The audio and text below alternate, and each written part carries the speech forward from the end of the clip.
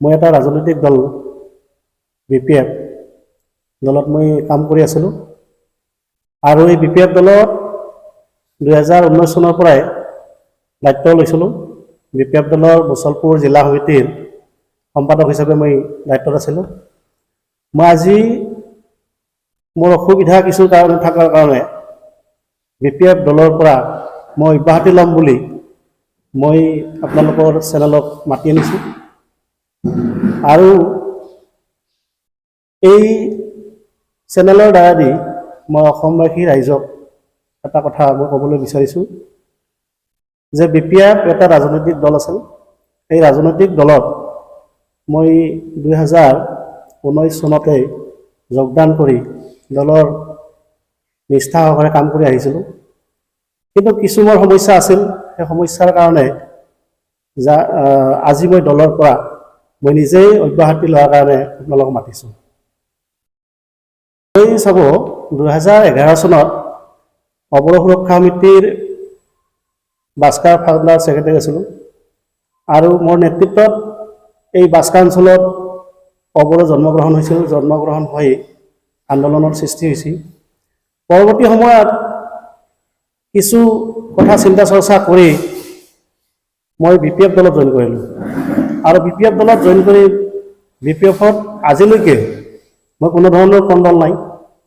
BPF দলত নিষ্ঠা সহকাৰে মই কাম কৰিছিলোঁ, কিন্তু BPF দলত কাম কৰি মই আজি BPF দলৰ পৰা ওলাই আহিব লগা বা BPF দলৰ মই দল ত্যাগ কৰিব লগা কিছু কথা আছে। মই সেইকাৰণে আপোনালোকক কৈছোঁ যে আজি অঞ্চলত আমি বসবাস কৰিছোঁ, ইয়াত বহুত সমস্যা আছে, অৰ্থনৈতিকভাৱে সমস্যা আছে, ৰাজনৈতিকভাৱে সমস্যা আছে।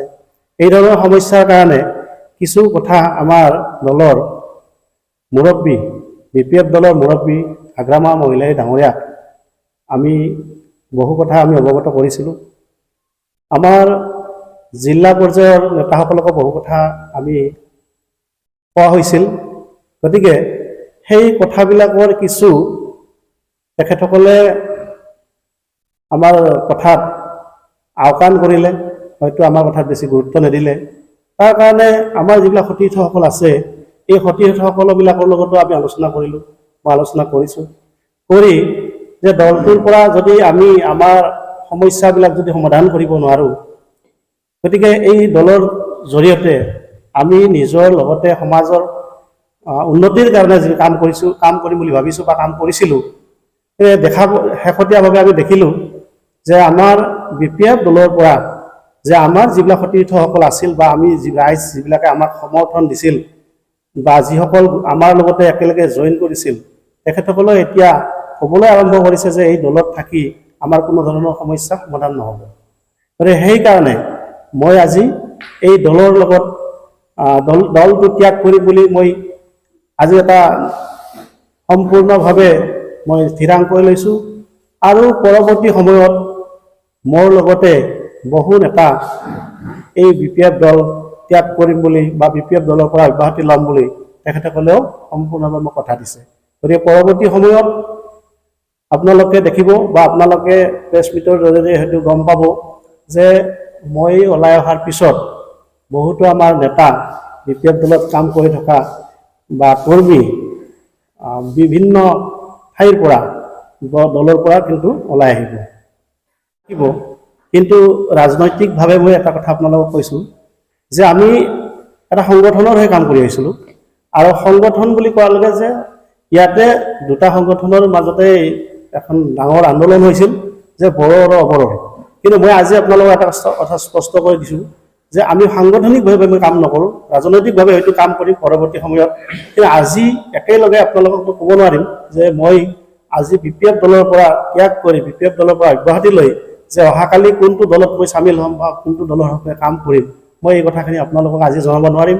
কাৰণ মই কৈছোঁৱে যে আমাৰ সতীৰ্থসকল বহুত আছে, সেই সতীৰ্থসকলৰ লগত আমি একেলগে আলোচনা কৰি এটা নিশ্চয় ৰাজনৈতিক চিন্তা চৰ্চা কৰা হ'ব। গতিকে সেই পৰৱৰ্তী সময়খিনিত মই আপোনালোকক জনাম যে যেতিয়ালৈকে আমাৰ এই যিসকল বন্ধুসকলে একেলগে আমি কথা পাতি থিৰাং কৰি ল'ম যে আমি এইটো দলত কাম কৰিম বা সেইটো দলতে কাম কৰিম, এনেধৰণৰ কথা যেতিয়া হ'ব সেইদিনাখন আপোনালোকক নিশ্চয় মাতি মই জনাম আপোনালোকক। গতিকে আজিয়ে মই এই কথাটো ক্লিয়াৰেঞ্চ নিদিওঁ বা আজিয়ে এই কথাটো মই আপোনালোকক নজনাওঁ যে অহাকালিৰ পৰাই কোনোবাটো দলত জইন কৰিম নেকি, এই কথাটো মই আজি নকওঁ। কিন্তু পৰৱৰ্তী সময়ত ৰাজনৈতিক চিন্তাধাৰা যি গতিকে আছে, গতিকে আমি কম বেছি পৰিমাণে সৰু সুৰা কৰি হ'লেও ৰাজনীতিৰ লগতে জড়িত হৈ আহিছোঁ। নিশ্চয় ৰাজনীতিৰ চিন্তা চৰ্চা কৰিম, সমাজৰ দেশৰ উন্নতিৰ কাৰণে আমি কাম কৰিম বুলি আগুৱাই আহিম। গতিকে আজি এইখিনিকে মই ক'লোঁ। গতিকে পৰৱৰ্তী সময়ত হয়তো ৰাজনৈতিক দলৰ লগত যদি কোনোবা জড়িত হ'ব লাগে, আপোনালোকক নিশ্চয় মাতি আনি মই আৰু এনেধৰণৰ প্ৰেছ মিট দিয়া হ'ব। এইটো সঁচা কথা।